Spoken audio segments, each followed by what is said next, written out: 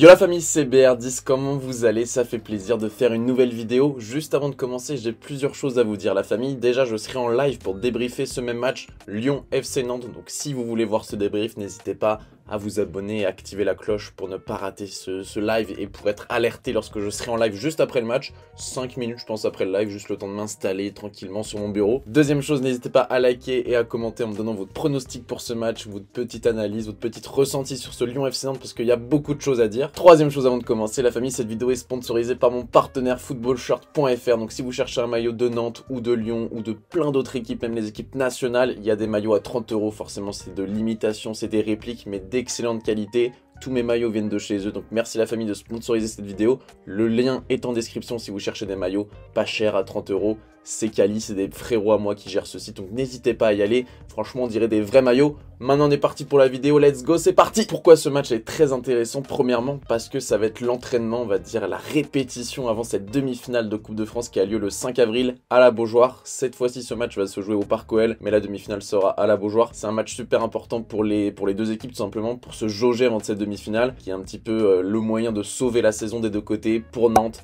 bah, ça va leur permettre de se qualifier en Coupe d'Europe. Et pour Lyon aussi, puisque c'est compliqué cette saison, ils sont un petit peu loin des places européennes. Donc cette Coupe de France est vraiment très importante pour les deux équipes. Là, on va dire que c'est le match d'entraînement. Une autre chose qui est intéressante dans ce match, la famille, c'est que c'est la première fois où il y aura une sonorisation des arbitres. J'ai vu ça là sur le site du FC Nantes. Sonorisation complète des arbitres mise en place pour la première fois lors de OL FC Nantes ce vendredi. Franchement, ça a l'air hyper intéressant. Malheureusement, ça ne sera pas retransmis en direct. On ne pourra pas entendre les arbitres en direct cette fois-ci, parce qu'il n'y a pas encore les autorisations, etc. Mais on espère que dans le futur, on pourra, parce que si on peut regarder le match en entendant ce que disent les arbitres aux joueurs, ça nous permet de mieux comprendre les décisions, d'arrêter un petit peu de s'énerver devant la télé. Et même si on n'est pas d'accord, au moins on comprend pourquoi l'arbitre a sifflé ou n'a pas sifflé, a mis carton jaune ou n'a pas mis carton jaune. Donc ça, j'avoue que ça me hype pas mal d'avoir la sonorisation des arbitres, parce que je pense qu'après le match, du coup, peut-être le lendemain, je sais pas, Prime Video ou Canal+, je sais pas, sortira les images et on pourra comprendre ce qui s'est passé sur le terrain. On va parler de Lyon dans un premier temps, donc Lyon qui est 10e au classement, la famille avec 40 points, saison très compliquée pour l'Olympique Lyonnais, qui est maintenant entraîné par Laurent Blanc. Le week-end dernier, Lyon a failli connaître sa 10e défaite de la saison déjà, soit autant que la saison dernière sur l'ensemble des 38 journées. Finalement, il y a eu 3 partout face à Lille avec ce doublé d'Alexandre Lacazette en fin de match. Donc voilà, Lyon a été sauvé, mais on peut voir que statistiquement, c'est très compliqué. Laurent Blanc a osé dire en conférence de presse d'après-match qu'il a passé une excellente soirée. Je comprends pas. Vraiment, sur les 4 derniers matchs, il y a une seule victoire de l'Olympique Lyonnais. C'est vraiment pas une bonne phase. Et Laurent Blanc, il est en détente, il est tranquille avec son petit Ricard. Oh, franchement, j'ai passé une excellente soirée. J'ai du mal à comprendre ce coaching et je pense que si j'étais lyonnais, je pèterais les plombs. Sachant que je pense que l'Olympique Lyonnais, à la base, leur objectif, c'est de se qualifier en Ligue des Champions. Là, ils sont quand même à 7 points du top 5, donc ils sont vraiment loin.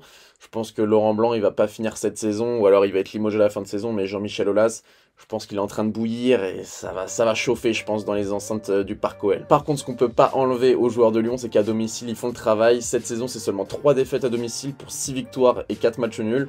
Donc voilà, ça va pas être facile pour les Nantais d'aller chercher une victoire à Lyon, mais ça reste pas extraordinaire non plus parce qu'ils sont quand même 9e seulement. Si on prend les classements que à domicile, Lyon est 9e avec 22 points. Donc voilà, c'est pas non plus extraordinaire. Comme je vous l'ai dit, 6 victoires, 4 nuls, 3 défaites, c'est pas non plus une forteresse imprenable. Mais à domicile, ils prennent pas beaucoup de buts puisqu'en 2022-2023, ils ont pris 10 buts seulement à domicile et c'est tout simplement la meilleure défense à domicile du championnat français. Je suis de retour la famille, il y a eu un petit problème de caméra, excusez-moi. Du coup, côté absent lyonnais, il y a Jérôme Boateng qui est toujours blessé, Malo Gusto aussi qui a toujours un petit problème à l'aine malheureusement, Géfinho et Anthony Lopez, donc ça sera Rémi Rioux titulaire. Côté dernière confrontation lyonnaise, bah du coup il y a ce match nul 3 partout dont je vous ai parlé face à Lille, il y a ce match nul 0 partout à domicile face à Lorient, cette victoire à Grenoble en Coupe de France, cette victoire à Angers et cette défaite face à Auxerre qui était bien surprenante. Côté composition probable de l'Olympique Lyonnais, du coup il y aura Rémi Rioux, l'ancien Nantais au cage, l'expérimenté gardien, Diomandé normalement à droite, Lovren, Loukeba, Tagliafico. Ça ne reste qu'une composition probable, hein, ce n'est rien d'officiel bien sûr.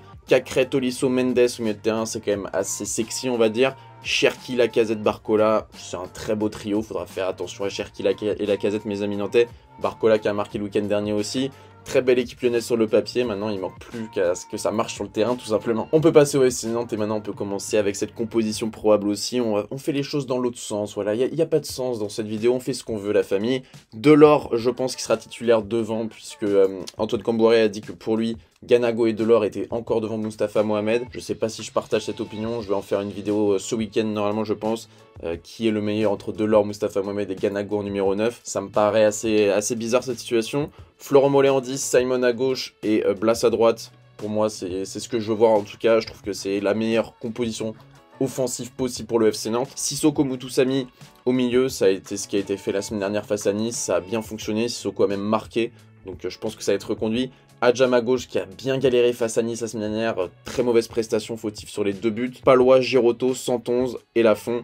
Voilà, une équipe quand même sur le papier qui a la gueule, mes amis nantais. Moi, j'aime plutôt bien cette équipe sur le papier. Et je sais pas si ça sera elle qui sera alignée, mais moi, je pense que ça peut ressembler à quelque chose comme ça. Vous le savez, la saison est très compliquée pour le FC Nantes. Sur les 7 derniers matchs, il y a une seule victoire des Nantais, puis il y a 2 nuls et 4 défaites.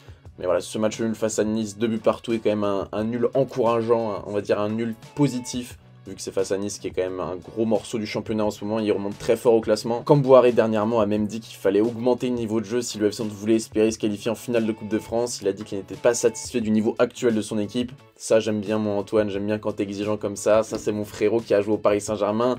Le casque d'or. Niveau classement, le FC Nantes est 14e avec seulement 6 points d'avance sur le premier relégable qui est Auxerre avec leurs 23 points.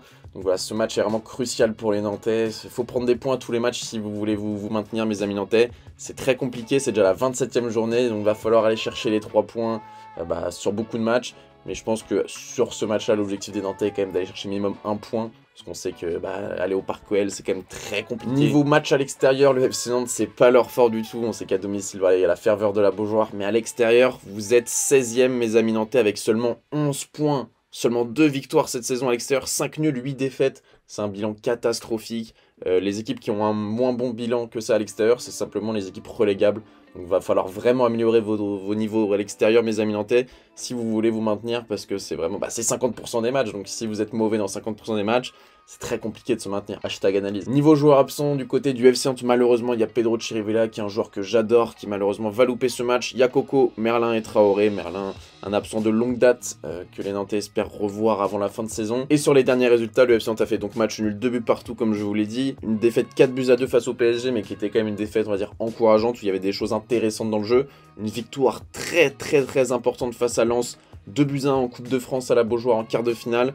Et une défaite à Rennes lors du derby, une défaite 3-0 face à la Juventus. Il y a eu des gros morceaux, ça a continué avec Lyon. Et vraiment, Nantes, là, vous avez un calendrier très compliqué. Juventus, Rennes, Lens, PSG, Nice, Lyon. Franchement, ça a de la gueule. On peut passer à mon pronostic, la famille. Déjà, la première statistique qui va influencer mon pronostic, c'est qu'il n'y a eu qu'un seul match nul sur les 14 dernières rencontres au Parc OL, au Groupama Stadium, on va dire, entre Lyon et Nantes, avec 12 victoires lyonnaises et une défaite du FC Nantes, et donc un match nul. Pour moi, le joueur à suivre de cette rencontre, c'est Alexandre Lacazette, voilà, qui est tout en haut des meilleurs buteurs de Ligue 1. Je pense que c'est très compliqué de l'arrêter, et que Nicolas Palois et Giroto, voire Castelletto, on va avoir du gros boulot sur lui. Pour moi, c'est le joueur à surveiller forcément côté lyonnais, et le joueur à surveiller côté nantais, forcément, c'est comme d'habitude, c'est Ludovic Blas. Mais si Moustapha Mohamed est titulaire, je mettrai Moustapha Mohamed, parce que je le trouve très intéressant dans le jeu nantais. Il est généreux, il est travailleur, voilà, c'est le genre de numéro 9 intéressant, surtout dans ce genre de match. Donc voilà, moi je mettrais d'un côté forcément Lacazette et de l'autre Ludovic Blas. Autre statistique intéressante, la famille, c'est que depuis 1964, il y a eu 48 matchs du coup à Lyon, entre Lyon et le FC Nantes, 24 victoires pour les Lyonnais, 11 matchs nuls et 13 victoires pour les Nantais. Les codes de ce match, c'est 1,65 pour Lyon, 4 le match nul, 5,25 la victoire du FC Nantes. Les dernières confrontations, du coup, il y a eu 0-0 à la Beaujoire cette saison, il y a eu 3-2 pour Lyon l'année dernière, 1-0 pour Lyon à la Beaujoire, 2-1 pour Lyon et 3-0 pour Lyon. Voilà, c'est un duel qui réussit très bien aux Lyonnais, on le sait. Les meilleurs buteurs de chaque équipe, Alexandre Lacazette 16 buts, Tété 6 buts, Blas 6 buts et Moustapha Mohamed 6 buts. Donc voilà, maintenant qu'on a tout ça, quel est mon pronostic ? Et ben moi, vous le savez, la famille, j'adore les surprises. C'est ce que j'aime le plus dans le football, c'est que c'est un sport où on sait jamais à quoi s'attendre. Moi, je vois un pronostic de 1 but partout, la famille. Pourquoi ? Parce que le Lyon de Laurent Blanc, il me convainc pas du tout, la famille. Je le trouve vraiment pas intéressant, ce Laurent Blanc. Pourtant, vous savez que je l'adore. Hein. Mais maintenant, je trouve qu'il est un petit peu dépassé, il est un petit peu ailleurs. C'est pas un entraîneur moderne. Je trouve qu'il est pas dans l'actualité du football. Je trouve que son système est un peu révolu, si je peux me permettre ce terme.